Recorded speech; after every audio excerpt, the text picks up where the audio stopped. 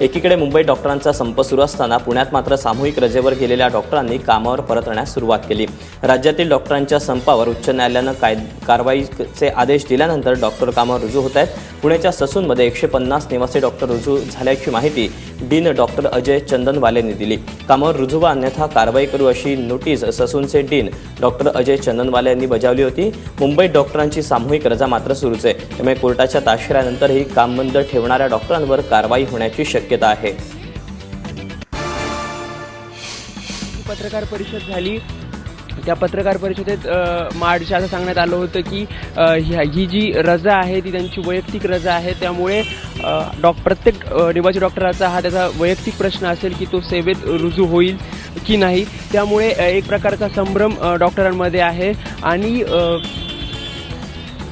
ही जी रजा ही रजेनंतर रुजू व्हायचं की नाही डॉक्टरांना याबद्दल असं अधिकृत काही सांगण्यात आलेलं नाही। त्यामुळे संप हा मागे घ्यायचा की नाही त्यावर अधिकृत असं माडनी जाहीर केलेलं नाही।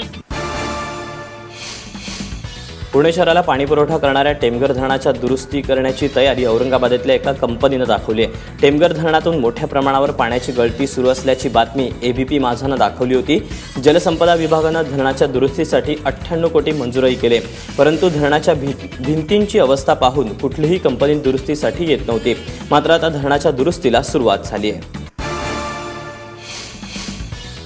शाहरुख खानच्या मन्नत बंगल्याच्या जागेच्या भाडे करारातील अटी शर्तींचं उल्लंघन केल्याचा आरोप होत आहे, त्यामुळे शाहरुखला कोट्यवधींचा दंड होण्याची शक्यता आहे। मन्नत बंगल्याची जागा ही शासनाची असून ती भाडे करारानं शाहरुखनं राहायला घेतली।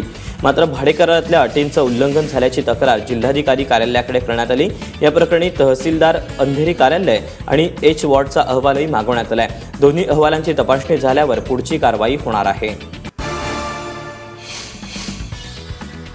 पुणे जिल्हा परिषदेवर पुन्हा राष्ट्रवादीचाच झेंडा फडकला। पुणे जिल्हा परिषदेच्या अध्यक्षपदी राष्ट्रवादीचे विश्वास नाना देवकाते तर उपाध्यक्षपदी राष्ट्रवादीचे विवेक वळसे पाटील निवडून आले। विश्वास देवकाते यांना 53 मतं तर भाजपच्या जयश्री पोकळे यांना 8 मतं मिळाली। उपाध्यक्षपदी निवडून आलेले विवेक वळसे पाटील हे दिलीप वळसे पाटील यांचे पुतणे आहेत। त्यांनी पहिल्यांदाच जिल्हा परिषदेची निवडणूक लढवली होती, त्यांनाही 53 मतं मिळाली, तर नाना देवकाते हे जिल्हा परिषदेत 3 वेळा निवडून आले आहेत। पुणे महापालिकेच्या झालेल्या दोन्ही सर्वसाधारण सभेत विरोधकांचा गोंधळ पाहायला मिळाला। पुणे शहराचा अनेक वर्ष रखडलेला विकास आराखडा महापालिकेच्या सभागृहात सादर केला जावा या मागणीसाठी विरोधकांनी काल आंदोलन केलं। यावेळी राष्ट्रवादी काँग्रेस आणि मनसेच्या नगरसेवकांनी घोषणाबाजी केली। विशेष म्हणजे यावेळी भाजपच्या 98 नगरसेवकांनीही काँग्रेस राष्ट्रवादीच्या विरोधात घोषणाबाजी करत सभागृहात गोंधळ घातला। मुंबई महानगरपालिकेच्या 17 प्रभाग समित्यांपैकी 8 प्रभाग समित्यांची निवडणूक पार पडली। यामध्ये ए, बी आणि ई प्रभागमध्ये भाजप पुरस्कृत अखिल भारतीय सेनेच्या गीता गवळी विजयी झाल्या। यावेळी गीता गवळी यांना शिवसेनेनंही पाठिंबा दिला। इतर प्रभाग समित्यांवर सेना भाजपच्या अध्यक्षांची बिनविरोध निवड झाली।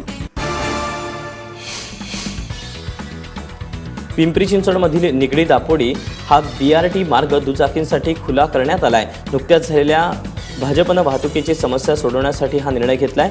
पिंपरी चिंचवडमध्ये भाजपनं राष्ट्रवादी काँग्रेसचं पानिपत करून महापालिकेत सत्ता काबीज केली। त्यानंतर वाहतुकीच्या संदर्भात भाजपनं खुल्या केलेल्या मार्गाच्या निर्णयाबद्दल नागरिकांनी संमिश्र प्रतिक्रिया दिल्या आहेत। ठाण्यात श्रमजीवी संघटनेच्या वतीनं जिल्हाधिकारी कार्यालयावर मोर्चा काढण्यात आला। साकेत परिसरातून या मोर्चाला सुरुवात झाली। मोठ्या संख्येनं आदिवासी यात सहभागी झाले होते। शिमगा मोर्चा असं या मोर्चाचं नाव घेऊन शिमग्याची सोंग घेऊन मोर्चेकरी सहभागी झाले। ठाणे आणि पालघर जिल्ह्यातील कुपोषणाचा प्रश्न त्वरित सोडवावा, आदिवासींना रोजगार मिळावा अशा प्रमुख मागण्या यावेळी करण्यात आल्या। सरकार आदिवासींकडे दुर्लक्ष करत असून आदिवासी बांधवांना बुरेदी आल्याची टीका श्रमजीवी संघटनेचे अध्यक्ष विवेक पंडित यांनी केली। जागतिक पाणी दिनाच्या पूर्वसंध्येला मुंबईच्या डबेवाल्यांनी आपला पहिला फ्लॅशमॉब सादर केला। पाणी वाचवा, जल है तो कल है अशा घोषणा देत चर्चगेट रेल्वे स्थानकाबाहेर डबेवाल्यांनी हा फ्लॅशमॉब सादर केला।